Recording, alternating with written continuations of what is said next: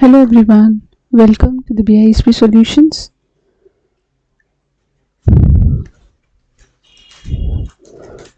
So today we'll be seeing yesterday we have covered US GAAP introduction. Today we'll start with US GAAP Accounting Standard Codification 205, that is presentation of the financial statement. So these are some of the topics that we are going to cover in Accounting Standard Codification 205. This standard will tell you how we need to present the financial statement as per the US GAAP. In this module, we are going to see how presentation of financial statement are going to be broken up into various subtopics and what guidance do they provide. So these are the contents that we'll be covering today. First is the presentation of financial statement. Under presentation of financial statement, we'll see, I'll give you a brief overview of financial statement and the different kind of financial statement that we need to present. Second is comparative financial statement. Third is discontinued financial statement. Fourth is liquidation basis of financial statement. Fifth, going concern basis of financial statement. Sixth is your primary financial statement. The primary financial statement that is required for every entity to disclose financial statement pertaining to US GAAP. So these are some of the topics that we will be covering today. Now, under presentation of financial statement, that is the name of your accounting standard codification. This is broken down into 4 subparts. First is your ASC 205-10, that is comparative financial statement. So here that you were seeing some topics, now you see presentation of financial statement is 205. Under that you have these 4 topics, that is a subpart of your presentation of financial statement. When you are presenting the financial statement, you need to check, is it a comparative financial statement, is it on going concern basis, or it is discontinued, or it is liquidated. So this presentation of financial statement shows these 4 parts, that is 205-10 is comparative, 205-20 stands for discontinued operation, 205-30 stands for liquidation operation, 205-40 is for going concern. And at the end we will see the primary financial statement. Okay, so comparative financials. So as I said, ASC 205 is broken down into 4 subtopics on different financial statements that are required to be presented as per US GAAP. So what is comparative financial statement? That is the first one. So when you are doing a comparison between 2 financial statements, that is maybe if you are doing a comparison between maybe 2025 financial statement versus 2024, and you are seeing whether the assets have been increased, liabilities have been increased or not, accounts receivable have increased, accounts payable have increased or reduced. So when you are keeping a check whether retained earning is increased, that means your profit is increasing or decreasing, so you are seeing the trend or the variance between 2 periods or 3 periods, that comparative financial statement you prepare and present it to the stakeholders for showing the comparison between the previous year versus the current year. Then in Accounting Standard Codification 205-20, discontinued operations. Here we will see how discontinued operations to be presented as per US GAAP. It is applied to group of components that being disposed of or held for sale. It also applies to non-profit entities, public-private companies. Then 205-30, ASC 205-30, that is liquidation operations. These do not apply to entities registered under Investment Companies Act of 1945. This is stated for US. So the financial statement need to be prepared under this guidance when liquidation is imminent. Imminent means which is certain to happen, which is for sure that it will be the scenarios we can see that this condition will arise, so that the liquidation will happen. Okay, so that for that we will follow, we have to present liquidated financial statement, that is under ASC 205-30. Now component or group of component, as I said, they are held for sale or have discontinued their operations completely. So if it is discontinued, then how do you present your financial statement? And if it is held for sale, then what are the criteria that we need to be fulfilled to have component being displayed as held for sale? So that we'll cover under 20530, that is liquidation operations.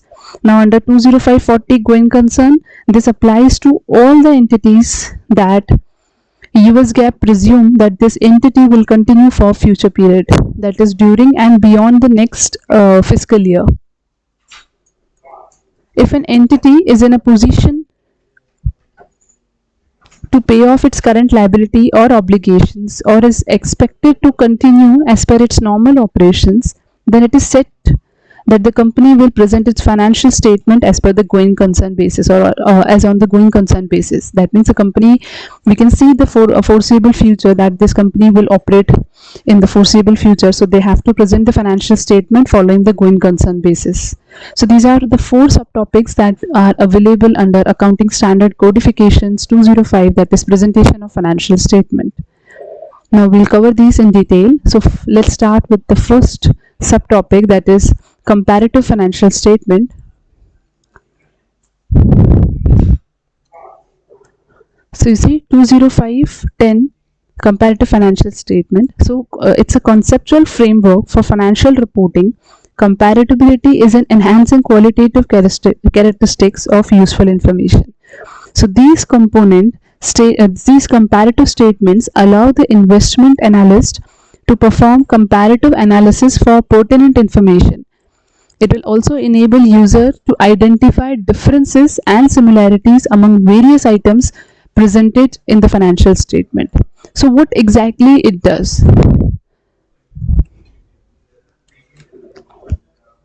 So let's take an example of IBM. Now IBM, we'll see the IBM stock today and 5 years later. How are the stocks performing? What are the cash flows generated? Whether they are increasing or decreasing. If it is increasing, then it's a good sign that the company is performing well because of its stated operations. So IBM is making money. But if it is decreasing, then its day-to-day operation is not fetching enough amount of money as per its goal. So to identify that how company is performing, comparative financial statement play a very important role and help in assisting users to identify the differences and the similarities. So when you are comparing two financial statements, then it is important to compare financial statement within the same industry or same sector. You cannot compare IBM with ITC. So it should be a same sector. So you need to either compare tech versus tech company or financial company versus financial company, and so on. So they also help in revealing unusual points in the information reported that can indicate presence of accounting errors. So it has to be free from error.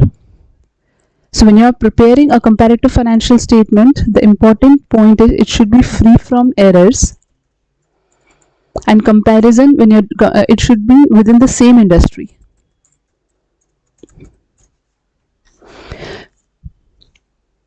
So as I said, it has to be free from error. It should provide a base for decision making to user. If there is a material error and someone makes decision, someone means investor or the creditor or any user who is reviewing a financial statement, if they make decision based on the information provided in the financial statement, then it will create a blunder and will never give clear picture to the auditor who is auditing a financial statement. Therefore, comparative financial statements help you to identify such accounting errors. Basically, it is a quick reasonableness check. So, with the help of comparative financial statement, you get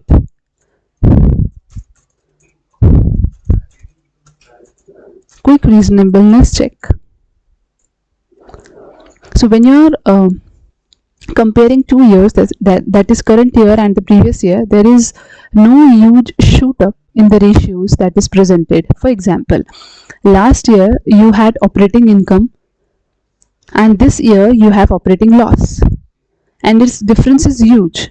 So it has fallen down by a good percentage. So there will be a trigger point. So that's what you highlighted with the help of your comparative financial statement. So let's see one example of comparative financial statement. So when you prepare a financial statement, you suppose this we are taking 2 years. This is your assets.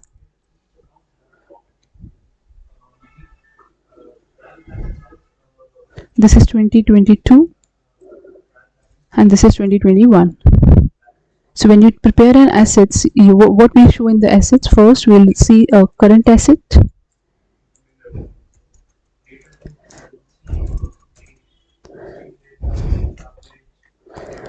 That is, suppose under current assets you have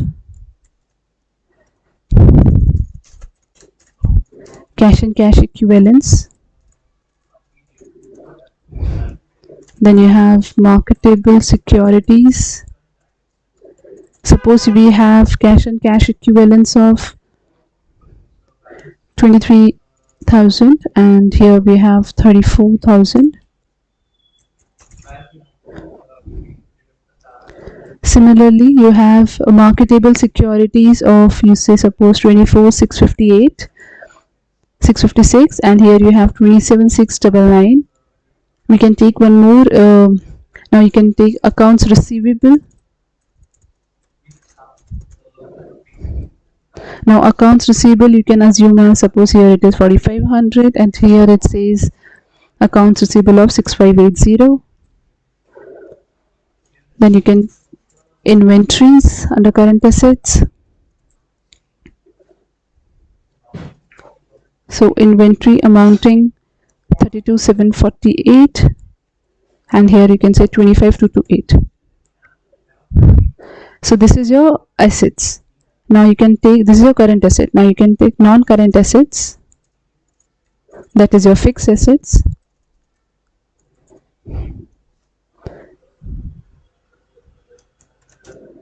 First you can take marketable securities. Suppose you have marketable securities amounting 1,20,805 and 1,27,877. We can have property, plant and equipment 42,000 and earlier it was 39,440. Okay, so you can do a total of your fixed asset.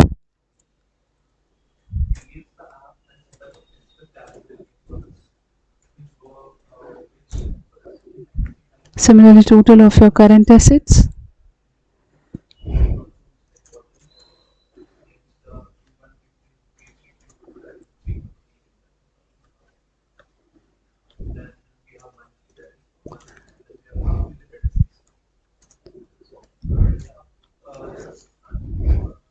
So this is your total of your current assets and the total of your fixed asset.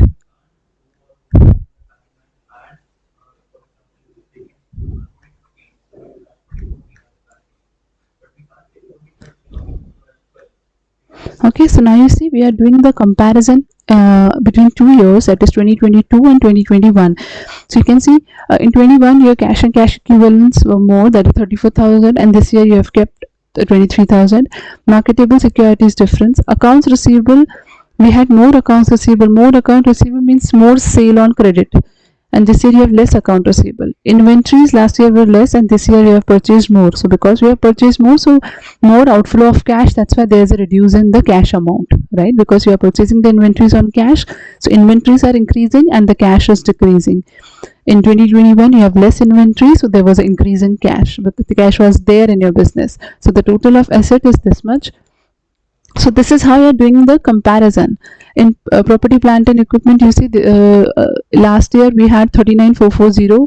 In the current year you have 42,000. That means you have increased the property, plant of equipment. You have purchased more property, plant and equipment. Similarly, your marketable securities have reduced. Earlier you have more marketable securities that you were trading in, and this year you have less marketable securities.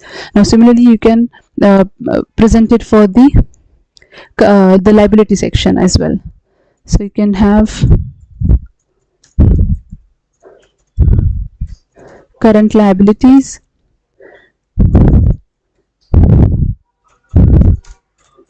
accounts payable. So you can have accounts payable, suppose 64115, and here you have 54763.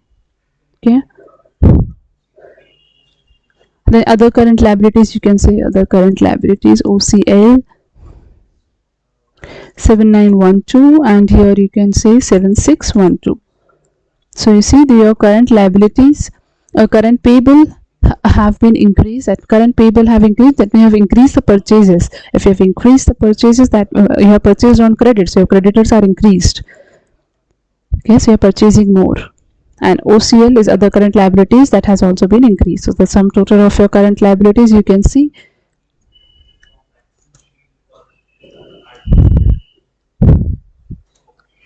So this is how you keep on showing your financial statements. This is your total current liability. Similarly, you can show the non-current liabilities as well, and the shareholders equity. So but the thing is, you are drawing the comparison between the 2 years, on the basis of which you will see if your profit has increased or your cash has increased, or how much liquidated your company is. Like if you want to, what is the cash in hand at the present situation is 23,000. What's the reason? You have we saw just that because we increased the inventory, so there was an outflow of cash.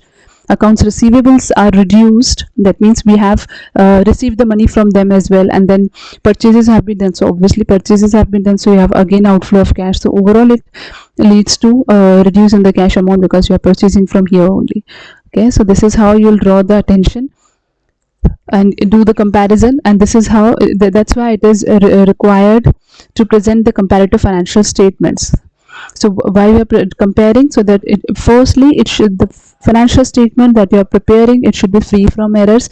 We are drawing the comparison either between the 2 periods, or you can draw the comparison like 2022. We can compare. We suppose this is IBM, okay, and now maybe if you are comparing any another company like Infosys, okay. So this then here it should be 2022, the same year but the same industry, or within the same company a different year. So any comparison you can draw, but it should be the same industry, and quick reasonableness check it will give you. Like of course you can easily see the 2 financial statements in a 1 page, and you can easily draw the comparison. So this is the relevance of your comparative financial statement that you prepare under ASC 250 subsection 10. Okay, now we'll move ahead with the second one, that is 205 subsection 20, that is discontinued operation. So discontinued operation, it provides guidance on which disposals can be presented as discontinued operations and which are held for sale. So when I say disposal or held for sale, these are the components. Now component means it's a part of entity for which operations and cash flows can be clearly distinguished. So now if you see, as I'm saying components, so components can be a part of your entity for which your operations and cash flows can be clearly distinguished operationally and for financial reporting purpose.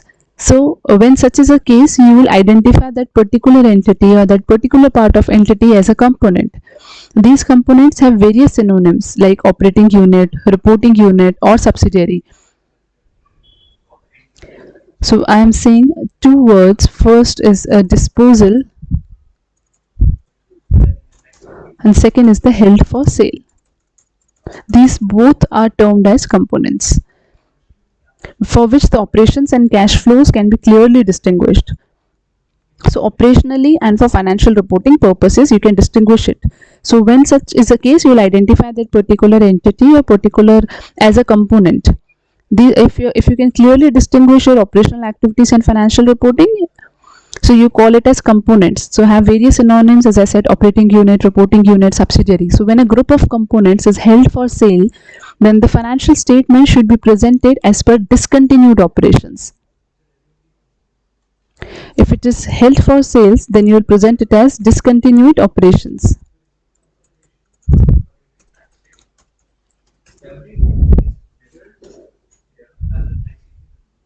For this matter, we need to identify whether this component is discontinued or it is held for sale. meaning operations of this component has been discontinued when it is held for sale. So there's a, if it is held for sale, that means there's a different way of presenting it, and when it is discontinued, there's a different way of presentation. For in both the cases, the presentation way is totally different. Discontinued operations are presented separately from the continuing operations on the income statement and are net of tax. Here I'll use the word as strategic shift. Strategic shift means having a major effect or a material impact on the operations, the financial results of the entity. Now financial results of the entity, so three I'll take. So first, strategic shift.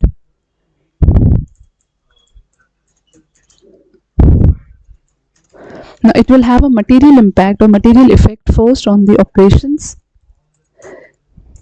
Second, it will have material impact on the financial results of the entity. So now financial results of the entity means, suppose they can be parent company and many subsidiaries of parent company. If I close one subsidiary and it's having a material impact on operations of a parent company, or it's having material impact on financial results of the company, in this case this is a strategic shift, and by shutting down that particular subsidiary is a strategic shift, and I have to present or prepare discontinued financial statement. Like you can say disposal of the geographical unit, shutting down a major line of business, winding up equity method of investments. Okay, one more example we can pick of, like McDonald's.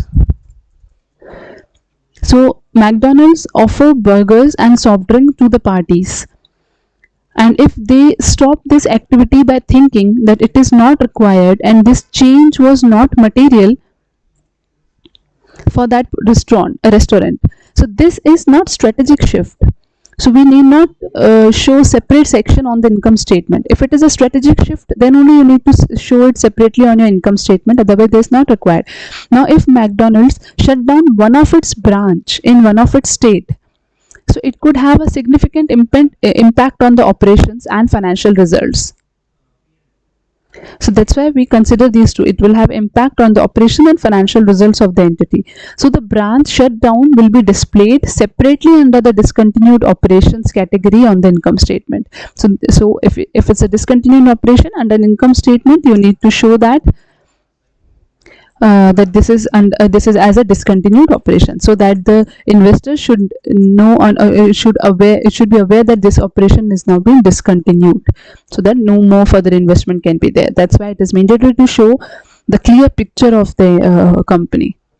And how you see that it's discontinued, you consider this operation and financial result of the entity. Okay, now we can take one example. Suppose the disposal group meets. Now how to understand that? Suppose the disposal group meet the definition of component, then component meets the held for sale criteria.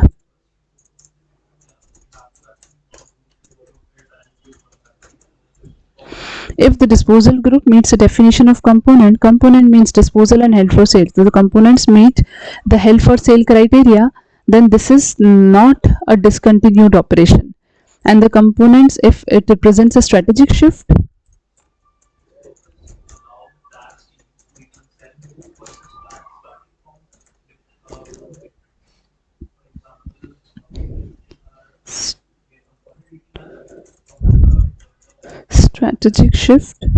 if these two are the condition, if component meets the held for sale criteria, or if the components represents a strategic shift.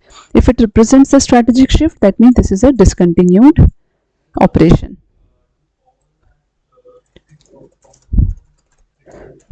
And if the component meets the held for sale criteria, that means it is not a discontinued operation.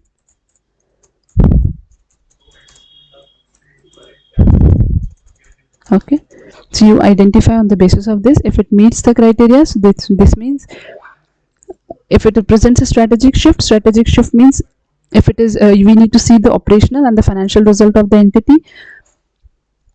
So if it represents a strategic shift, that means it is a discontinued operation. If it is just meet the held for sale criteria, so it's not a discontinued operation.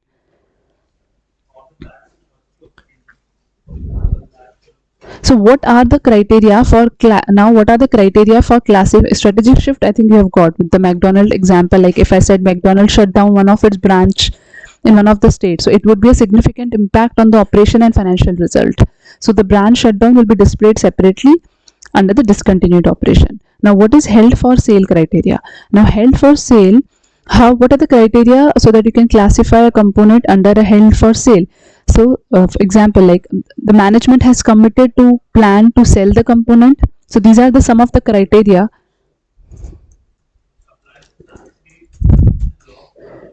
Criteria for held for sale.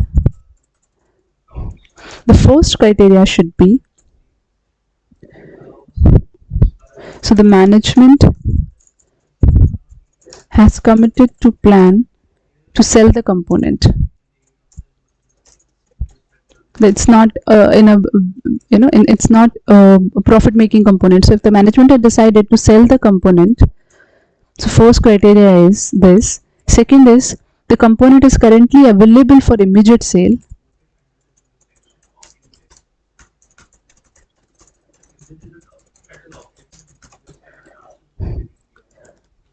Third, active program to locate there should be an active program. Like if management is thinking to sell the component and the component is available for sale, available for immediate sale, and the program is there to locate the buyer, that means the buyer to locate the buyer is also going on. And the fourth condition is sale is probable and actively marketable.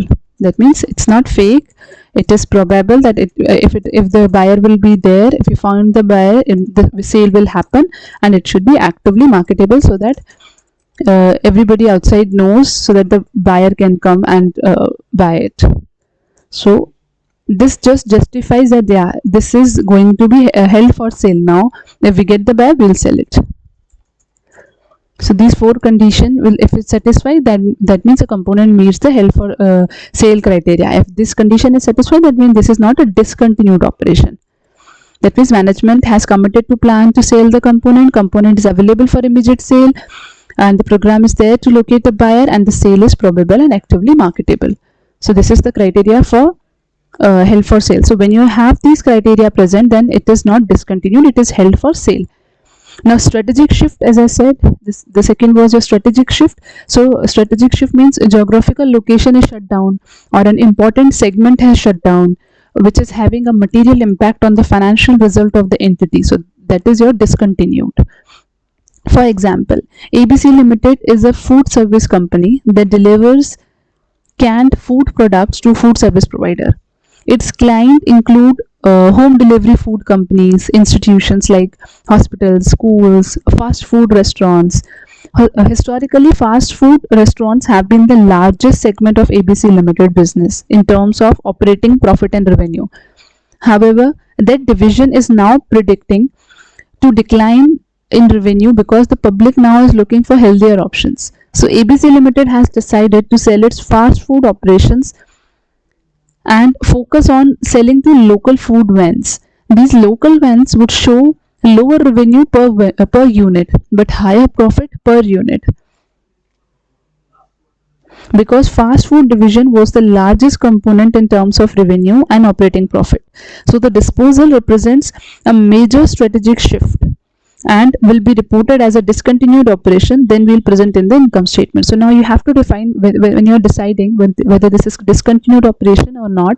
So you have to keep in mind two criteria. First, whether it is held for sale or it is a strategic shift. If it is held for sale, that means you are selling it and this is the immediate sale is there, and the buyer, we are locating a buyer and the sale is probable, then it will be held for sale. If it is a strategic shift, means that means operations and the financial results of the activity are affected so much that this particular unit has to be shut down. So in that case, it will impact the profit of the company. So that it's a very material information that needs to be presented. So that has to be reported as a discontinued operation, and we'll present it or the display or disclose it in the income statement. So this was your discontinued operations. So items that need to be reported in the discontinued operation sections are: first, you report gain if you have a gain or loss from actual operations. If there's an impairment loss, now impairment loss means where carrying value is greater than the fair value. So like you're not able to recover your cost as well, so that's an impairment loss. And then you need to report another thing that you need to report in discontinued section is a gain or loss on disposal. So you report 3: gain or loss from actual operation, gain or loss on disposal, or the impairment loss. Now what is the presentation and disclosure?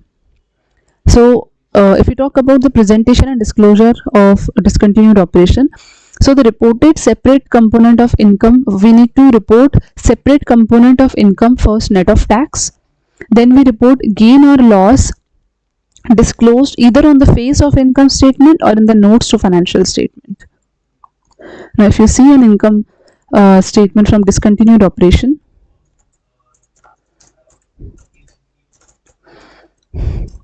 okay,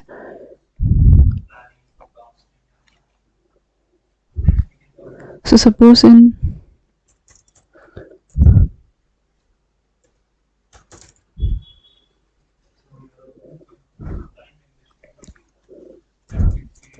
you have income from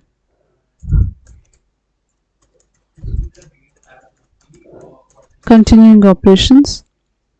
Suppose you have income from continuing operations at 600 and 650, and this is before income tax. Now we'll show the income tax amount as suppose 250 and 240. So the sum is 350 here, not the sum but the income from continuing operation before tax, and this reduce the income tax, so you will get the income from continuing operations, or you can say net income. No, income from continuing operations after tax.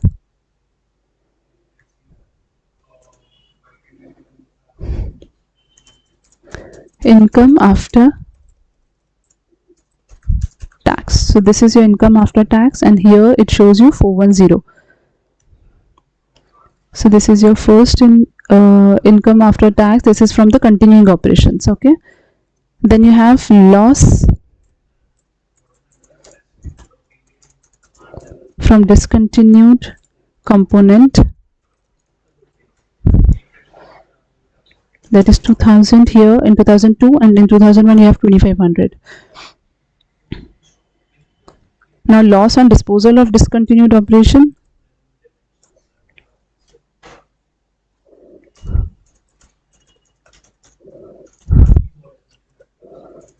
Discontinued.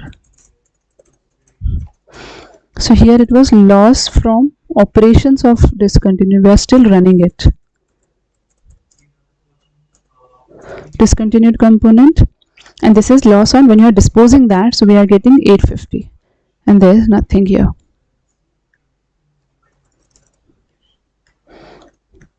Then you have here impairment loss on that particular component. It is suppose 150, and here it is 100. Income tax benefit,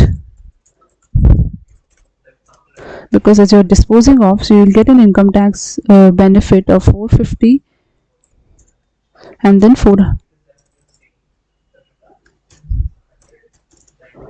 So in a nutshell, you will see the loss on discontinued operation is discontinued operation is 2550, and here it is 2200. Okay, so in total now this is loss from discontinued operation, this is income from continuing operations. So the net income, now you can net off both the things. So the net income will be 2200, that is 350, and if you add this negative to 2550, So if you add this, you will get 2200, and similarly 410 minus 2250, so it will get 1790. So this is your loss net income that you need to show it. Okay.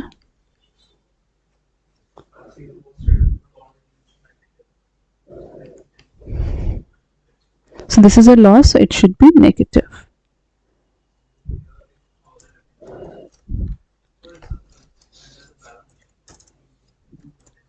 That's why when you add these two, you'll get minus 2200 minus 1790. So this is how you need to present your discontinued operations financial statement. You need to show the discontinued operation component in your income statement. So whole idea here is your whole discontinued group needs definition of component or reporting unit after it meets the criteria for held for sale or discontinued operation, and when you are presenting it, either it on the face or on the notes to financial statement, and the total income would be the sum of the continuing operation plus discontinuing operation. So the reader of financial statement must be in a good position to identify which income or loss is from continuing operation and which income or loss is from discontinuing operations. Okay, so this was your so that you could get a bifurcation. Now we'll see the third one, that is liquidation operations. So liquidation financial statement. So this subtopic provide guidance for preparers of the income statement on understanding the quant and presenting financial statements on a liquidation basis. So when a business decides to shut down, diversify, or wind down its operations entirely, it is said to be liquidated. This means that the business has sold off all of its investments, fulfilled all of the obligation, and has no outstanding liabilities. In such cases, the business is considered to be liquidated. When it decides to shut down, diversify, or wind up its operations entirely, then it will be said to as liquidated. So the liquidation should be imminent. Imminent means the liquidation is certainly going to happen in the near future. Entity is going to get liquidated. In such cases, if you are predicting liquidation or you are going to liquidate operations, in such cases you will present liquidation financial statement as per ASC 205 subsection 30. So a plan for liquidation is approved with less chances of it getting revoked. Once the entity has decided on liquidation, they cannot revoke for that plan. A plan for liquidation is being imposed by other forces. So now what should be the presentation and disclosure criteria of it?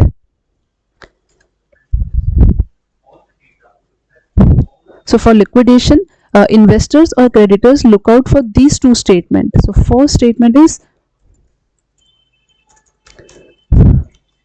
statement of net assets in liquidation.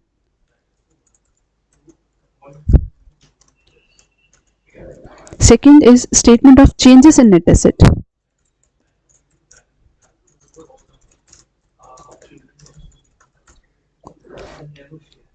So first is statement of net asset in liquidation. So how much net assets are available on liquidation, or how much I am going to get on liquidation of the entire company. So this is the investor or creditors that I are looking for. Okay, and the second statement is statement of changes in net asset. So in that case, it presents the changes during the period in the net assets available for distribution during liquidation. So from previous year, the net assets have gone down or have increased, whether I have introduced new partners or whether I have increased my income from operations. So this information will be available here in this statements. So statement of changes in equity or net assets, you can call it in the same way, statement of changes in net assets or statement of changes in equity. This more or less the same. There is an increase of share capital, if we've introduced a new partners, if the assets have gone up or down, so all those information we will get here.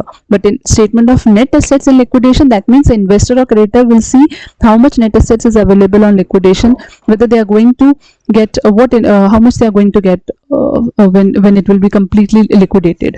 So the liquidation basis of accounting must be applied from the day when liquidation becomes inevitable. So it follows a prospective approach to adjustments to be made to financial statement.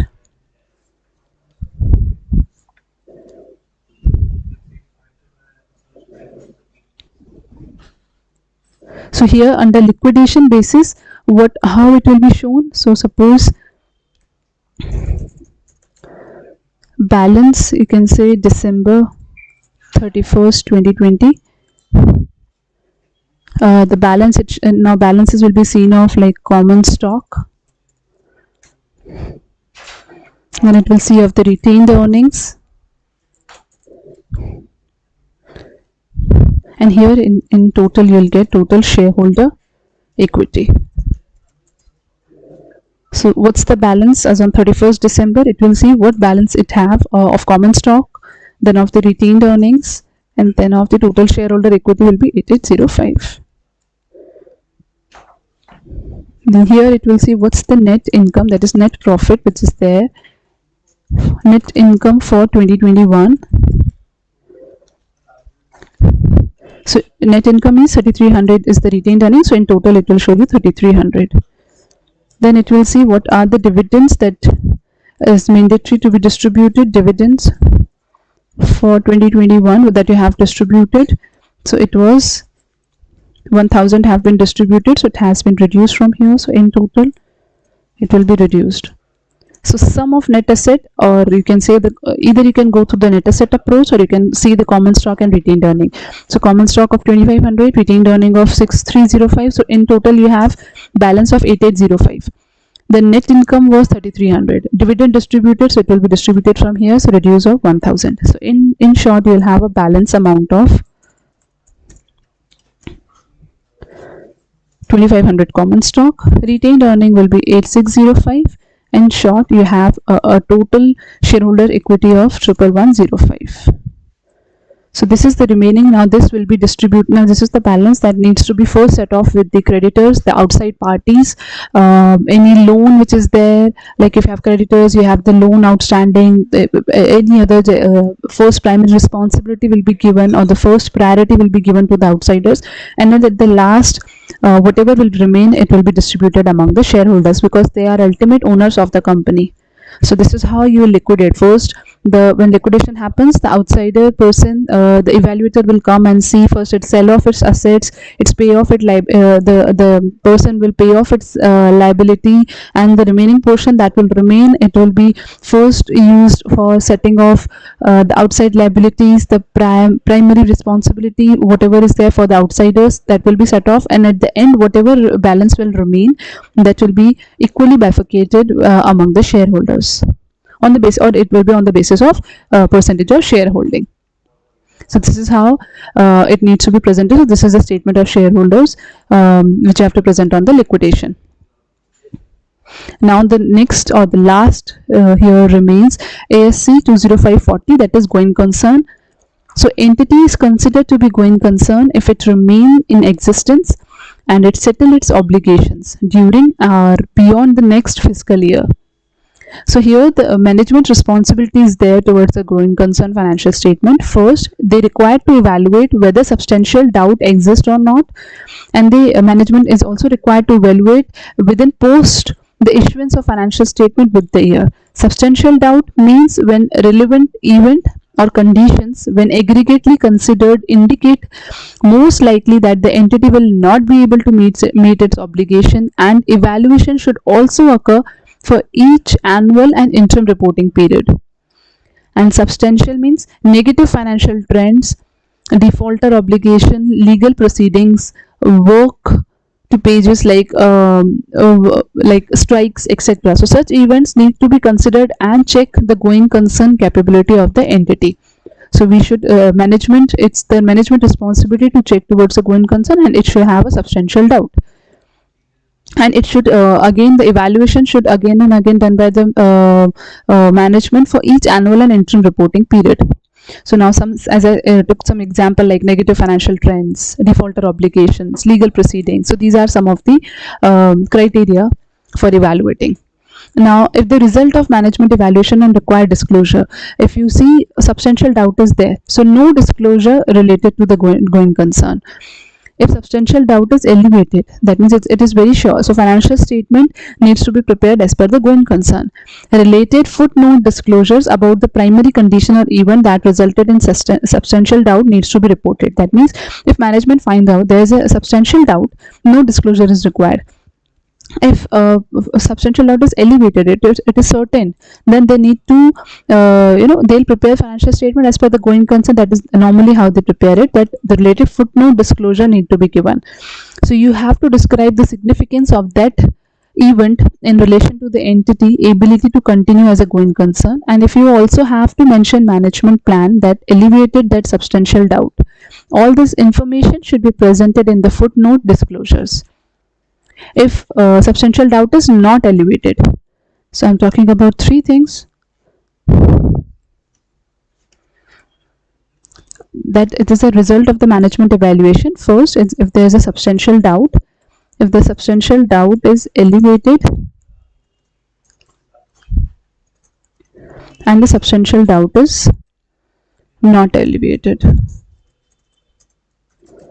If it is substantial doubt, then no need to no disclosure. If substantial doubt is elevated, then prepare the financial statement as per the going concern and footnote should be given, and there is no disclosure in case of first case, that is if the substantial doubt is there. If substantial doubt is not elevated, that means financial statement needs to be prepared as per the going concern.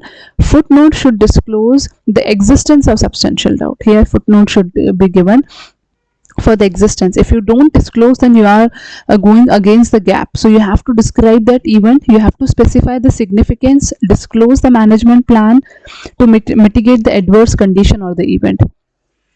Okay, so these are all the under ASC Accounting Standard Codification 205, these are all the subtopics that we have covered. Now the last one remaining is, we have covered all these. Now the last one remaining is primary financial statement. So primary financial statements means the statement of the financial position. So the balance sheet provides here in the statement of financial, whatever you primary financial statement will include first the statement of financial position, nothing but the balance sheet. Okay, so the balance sheet provides information about your assets, liabilities, and your equity portion, summarizing your financial position, including your shareholder information. So it is very important for reader to know how the company is performing. Second, you have to prepare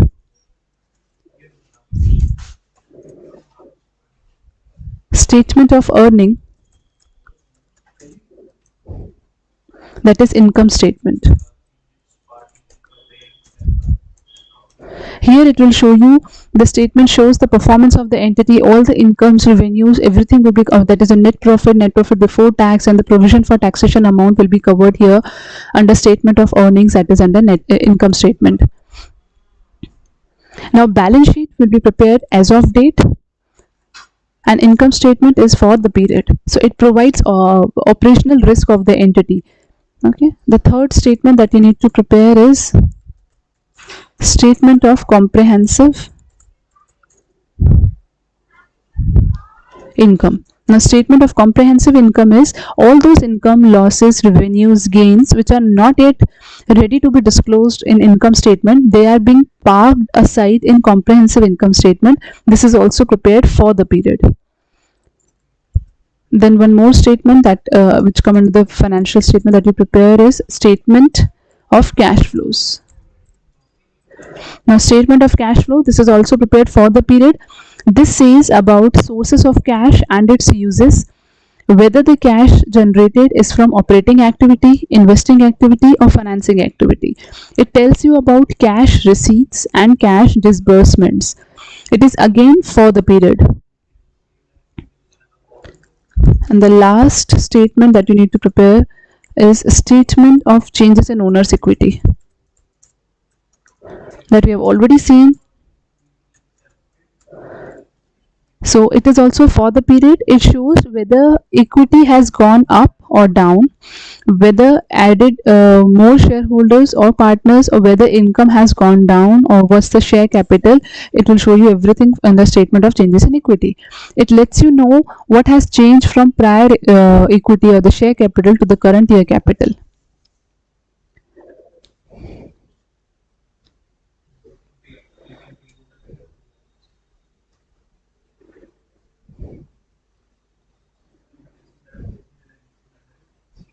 Okay, so this is how you show in the shareholder capital, everything. In the equity also we have seen what should be shown in the shareholder equity. In statement of changes in owner equity, we have already seen what will be shown. Okay, like what's the common stock, what is the retained earning, then total shareholder equity, what's the balance, what's the net income that you derive for the particular period, what was the dividend that you distributed, and the balance amount. That's your shareholder equity. This is the shareholder equity only, the statement of shareholder equity. Statement of financial position we have already prepared. This is the statement of financial position. That is, it's a comparative. So if you pick for one single period, that's your statement of financial position. That will show you current asset, non-current asset, current liability, non-current liability, and equity. Then you have statement of earning, income statement that we have seen over here. This is your income statement. Okay, that you prepare it. That will show you all your incomes, your expenses. In short, when you subtract the incomes and expenses, you will get so again, incomes and expenses, you will have direct nature income, indirect nature income, that is direct expenses, indirect expenses, and you will get provision for taxes, that is a current tax expense that you will book. So you will get net income after tax from the income statement.